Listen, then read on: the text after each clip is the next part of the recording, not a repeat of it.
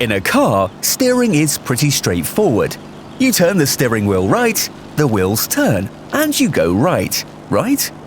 But how does a plane steer without wheels? Well, wings can't move, of course, but they have small parts that can move, and that's where the magic happens. On the back of the wings, there are little parts called ailerons. Some have one, some even have three. They can move up and down. When the right one is down, the bottom part of the wing catches more air and is pushed up. At the same time, the left aileron goes up and pushes the wing down. That's how a plane rolls to the left. Cool, huh? The second way a plane can turn is up or down. This is called pitching.